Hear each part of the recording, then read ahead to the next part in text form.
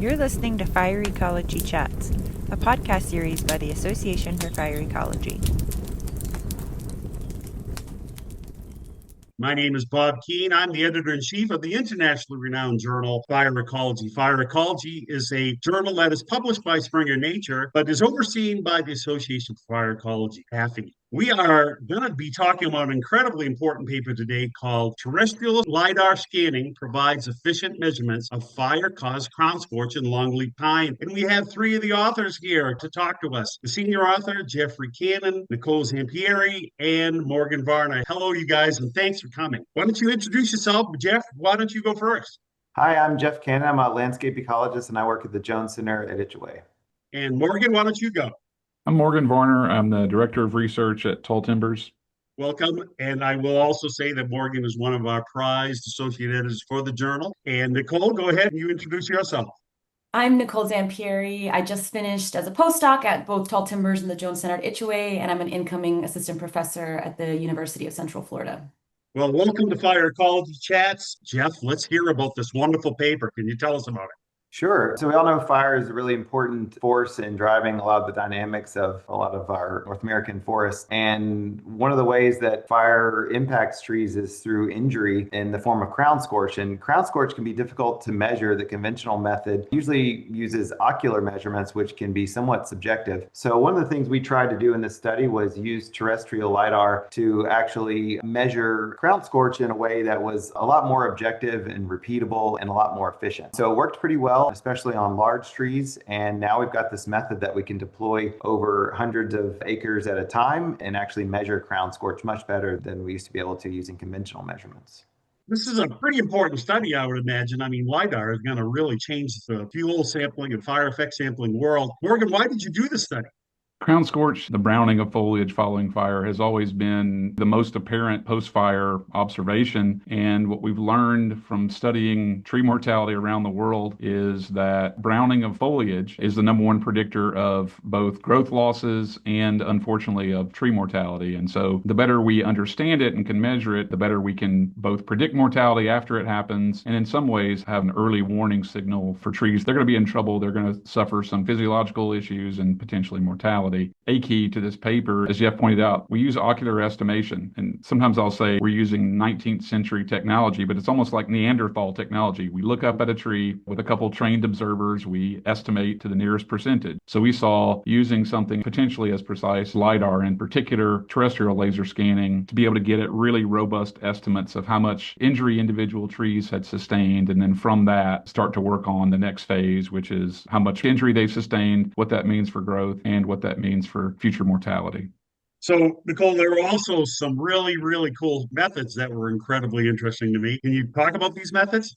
Sure, I'll tell you a little bit about the study site location and the field methods in particular. So our study took place at the Jones Center at Itchaway, which is located in Southwest Georgia. It's a private research center and preserve with about 30,000 acres of diverse habitats, but notably with really nice upland longleaf pine savannas. Longleaf pine savannas are incredibly biodiverse. They're found within the North American coastal plain biodiversity hotspot, which is in part due to the frequent fire regime. So Itchaway itself is managed on a 2-year fire return interval, so super frequent fire. Our study site is called the Itchaway Forest Dynamics Plot within Itchaway. It's a member of the Global Smithsonian Forest Geomonitoring Network, where all stems greater than 1 centimeter are tagged and mapped. Our plot itself is 15 hectare with over 18,000 stems and is dominated by longleaf pine, Pinus palustris, with a midstory of sand post oak, which is Quercus margareta, and a wiregrass understory. So for this study, we focused on longleaf pine as part of a broader study into understanding fire-induced mortality. So we were already interested in measuring scorch and tracking mortality. And as Jeff and Morgan have both mentioned before, scorch measurements are, of course, subjective estimates. So in the field, they require 2 people per tree who visually assess the tree, sometimes at varying distances, and then come to a consensus for estimates of percent volume crown scorched. So it takes a minute to make sure you've seen all sides of the tree from under and from the sides. And it can be difficult, and depending on the position of the sun or the cloud cover, scorch itself can be hard to see. And then there's the human sort of social element of coming to an agreement on a value. So 2 trained observers generally have pretty close estimates, but there can be disagreements that need to be resolved.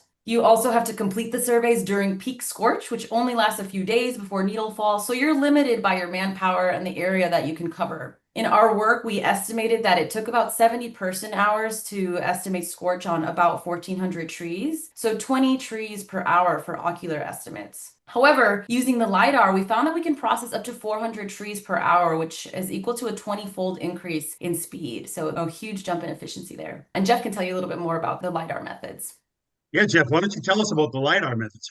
Yeah, so terrestrial lidar was really useful in this study because we're essentially trying to understand whether or not it can accurately measure scorch the way that we do in the field. And if so, what are the best ways to go about doing that? And a lot of people by now are pretty familiar that lidar using this laser can create these really detailed three-dimensional structures of forest. What a lot of people don't also realize is that each of those points in lidar not only contains information about the spatial arrangement of objects, but it also can contain information about their physical properties, which we can take advantage of for this study. So LiDAR is an infrared beam, and when it hits a surface, it interacts with that surface and comes back either weaker or stronger based on that interaction. So in the case of vegetation, whenever LiDAR hits a clump of needles, needles are this kind of complex arrangement and they're kind of all going different directions. That can scatter the beam, and so when the beam returns, it'll actually be a little bit dimmer, and we can use that to separate vegetation from bark. There's also chlorophyll inside those needles that absorb a little bit of the infrared radiation and again send back an even dimmer signal. But when scorch happens, it denatures that chlorophyll and the intensity ends up coming back a bit brighter. It looks a little bit more like bark or a little bit more like dead material. And so what we essentially did was some LiDAR scanning right after canopy scorch, and then we used machine learning to just ask, can computer algorithms essentially pick up on the same things that we're picking up in the field? We kind of explored a couple of different ways of doing it and trying to find some best practices for implementing this in the field.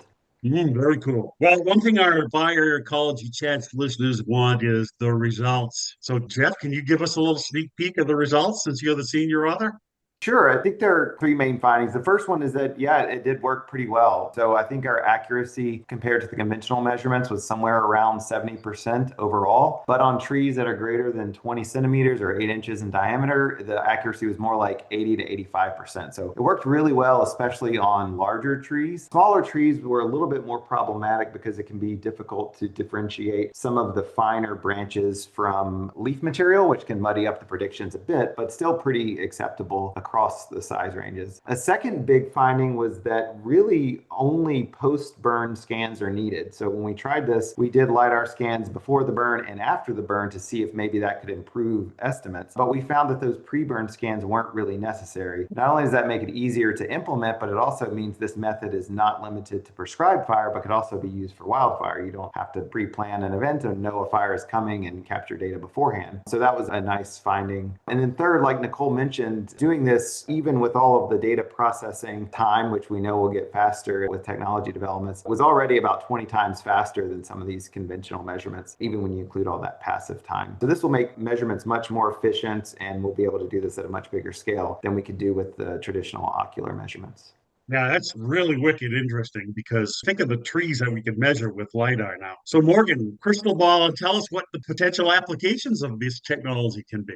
Yeah, great question. This is both interesting research and then tantalizing from an application standpoint. When tree mortality research started, the impetus was not in predicting mortality that might occur from a prescribed fire. It was always salvage decisions. A wildfire has occurred, trees are damaged. Which of these trees will live or die? And Jeff just pointed out the lack of a need for pre-fire measurements is actually a really big get in that way, because with salvage sites or sites that have already suffered wildfire damage, you rarely have pre-fire data. That's always been a real research hindrance. And so to be able to do this in that setting enables us to both predict where mortality is going to occur and the cascade of other ecological effects that would occur in those locations. And I think we've mentioned several times just how efficient it is. And this is really the first swipe at something like that. And it's just using LiDAR. There are a lot of other projects right now that are looking at multispectral, hyperspectral analyses. And I could see a lot of different work that fuses that. And I think from the prescribed fire standpoint, point, what happens when people are burning, particularly in the Southeast, they tend to burn by season and they tend to burn in close temporal proximity. If you burn today, tomorrow is probably also a good day, and you're probably going to be burning quite a bit this month. And what often happens is mistakes are made or decisions are made on the fire line that cause what may materialize later on as mortality or as growth losses. And what this technique gives, because it is so rapid, it gives you the ability to change actions and to ameliorate negative fire effects, or perhaps the fire needs to be hotter to cause more mortality in those cases where we're trying to control species composition. So this lidar has always been intriguing, and I think this is a really neat use that is specific to fire effects. Well, we're nearing the end of our podcast. So, Jeff, would you like to identify any co-authors or funding agencies you want to recognize?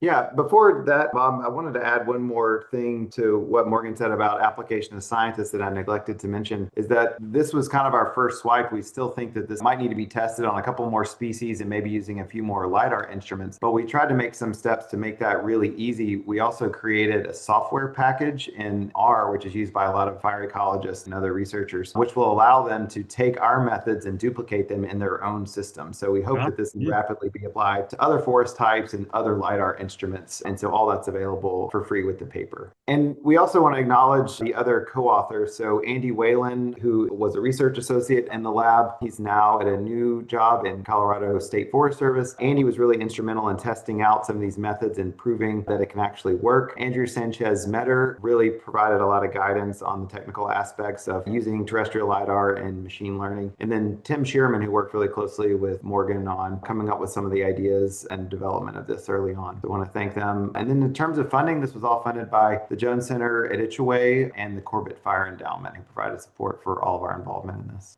Thank you three for joining us today and telling us about all this wonderful paper. Thank you. Thank you. Thanks, Bob. And if you listeners out there are interested in this paper, guess what? You can download it from the Fire Ecology website. As a matter of fact, there's a link right where you get your podcast, and you can download it for free because Jeff and his team have already paid the freight for you to read the paper for free. So please enjoy the paper, read it as I did, and learn all about LiDAR and crown scorch. And then if you've got more time, please tune in to the next Fire Ecology Chat.